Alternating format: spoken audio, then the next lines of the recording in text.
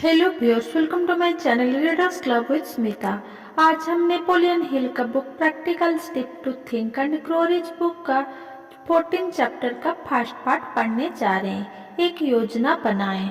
आप किसी व्यवहारिक अमल में लाई जा सकने वाली योजना के बिना धन संग्रह नहीं कर सकते। जब आपके पास एक विचार हो और इसे फलीभूत करने के लिए आपको कर्मचारियों की मदद की जरूरत हो, या आपके पास बेचने के लिए विशेषज्ञतापूर्ण ज्ञान या सेवाएं हो, तो आपके पास अपनी इच्छा या स्वप्न को इसके आर्थिक समतुल्य में रूपांतरित करने की एक योजना भी होनी चाहिए। इस अध्याय में आप पाएंगे कि योजना बनाने के लिए आपने मास्टरमाइंड समूह का इस्तेमाल कैसे किया जाए। इसमें यह भी बताया जाएगा कि अगर योजना से मनचाहे परिणाम ना मिल रहे हो तो उन्हें बदलने में मास्टरमाइंड समूह की मदद कैसे ली जाए। इस अध्याय में ये मार्गदर्शन भी दिया गया है कि आप जो सेवाएं प्रदान करते हैं उन्हें बेचा कैसे जाए ताकि आपको उन सेवाओं की अच्छी कीमत मिल सके। याद रखें, योजनाएं कल्पना में बनती है, जो मस्तिष्क की कर्मशाला है। कल्पना की शक्ति का दोहन करने संबंधी अधिक जानकारी के लिए कदम 9 देखें। एक योजना तैयार करें। कदम 5 में आपको धन की इच्छा को इसके आर्थिक समतुल्य में रूपांतरित करने के 6 कदम बताए गए हैं। चौथे कदम में आपको ये निर्देश दिया गया था कि अपनी इच्छा को साकार करने के लिए एक निश्चित योजना बनाएं और इस योजना पर तुरंत अमल शुरू कर दें। लेकिन आपको इस बारे में कोई मार्गदर्शन नहीं दिया गया था कि योजना कैसे बनाएं। यहाँ वह मार्गदर्शन दिया जा रहा है। सबसे बुद्धिमान व्यक्ति भी धन संग्रह या किसी दूसरे काम में तब तक सफल नहीं हो सकता जब तक कि वो व्यवहारिक और अमल करने के लायक योजनाएं ना हो।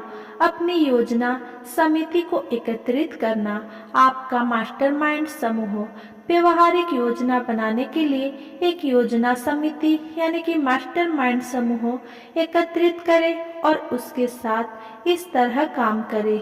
एक, धन संग्रह की आपकी योजना या योजनाओं के बनने और पूरे होने में आपको जितने लोगों के समूहों की आवश्यकता हो उतने लोगों से जुड़े और इसके लिए कदम 13 में बताया मास्टरमाइंड सिद्धांतों का इस्तेमाल करें। जब आप अपने मास्टरमाइंड समूह के सदस्य को चुने तो ऐसे लोगों को चुनने की कोशिश करें जो हार ना मानते हो। 2, अपना मास्टरमाइंड समूह बनाने से पहले ये तय कर ले कि आप अपने समूह के सदस्यों के सहयोग के बदले में उन्हें क्या लाभ दे सकते हैं। कोई भी आदमी किसी मुआवजे के बिना अनंत काल तक काम नहीं करेगा। कोई भी समझदार आदमी पर्याप्त मुआवजे के बिना किसी दूसरे आदमी से काम करने का आग्रह या आशा नहीं करेगा। हालांकि हो सकता है कि यह हमेशा धन के रूप में ना हो। 3, सप्ताह में कम से कम 2 बार और जितनी ज्यादा बार संभव हो अपने मास्टरमाइंड समूह के सदस्यों से मिले जब तक कि आप मिलकर धन संग्रह के लिए आवश्यक योजना या योजनाएं आदर्श ढंग से ना बना ले।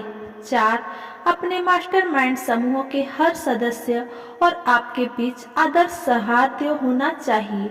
अगर आप इस निर्देश का पूरी तरह पालन नहीं करेंगे तो आप असफल हो सकते हैं। जहां आदर्श सौहार्द ना हो वहां मास्टरमाइंड सिद्धांत सफल नहीं हो सकता। तथ्यों को अपने दिमाग में रखें। पहला, आप अपने लिए एक पर अत्यंत महत्वपूर्ण कार्य में संलग्न हैं। सफलता सुनिश्चित करने के लिए आपके पास दोष रहित योजनाएं होनी चाहिए। दूसरा, आपके पास दूसरे मस्तिष्क के अनुभव, शिक्षा, जन्मजात योग्यता और कल्पना का लाभ होना चाहिए।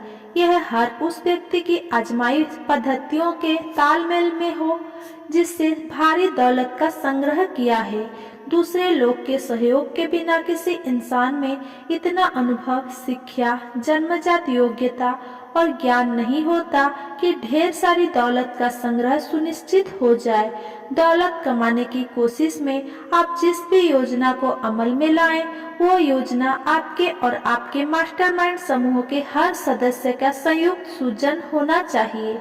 आप अपने मस्तिष्क से निकले योजनाओं को आंशिक तौर पर या पूरी तौर पर बना सकते हैं, परंतु यह जरूरी है कि आपके मास्टरमाइंड समूह के सदस्य द्वारा इन योजनाओं की जांच की जाए और उनका अनुमोदन किया जाए। दूसरे लोग के सहयोग के बिना किसी इंसान में इतना अनुभव, शिक्षा, जन्मजात योग्यता और ज्ञान नहीं होता कि ढेर सारी दौलत का संग्रह सुनिश्चित हो जाए। इसी योजना के मुख्य घटकों को संबोधित करें। योजनाएं उस उद्योग, व्यवसाय और प्रोडक्ट्स या सेवा की प्रकृति पर निर्भर करते हुए भिन्न होती है जिसे आप बाजार में उतारना चाहते हैं। आपको और आपके मास्टरमाइंड समूह को विवरण को परिभाषित करना चाहिए, लेकिन आपकी योजना में ये चीजें होनी चाहिए। लक्ष्य या मिशन, आपके व्यवसाय और इसके द्वारा दिए जा रहे प्रोडक्ट और या सेवा का वर्णन। अगर आप अपने व्यवसाय में हैं, तो आप जो पेश करते हैं उसका वर्णन आपको या आपके व्यवसाय को क्या अनूठा और बेहतर बनाता है, इसका कथन।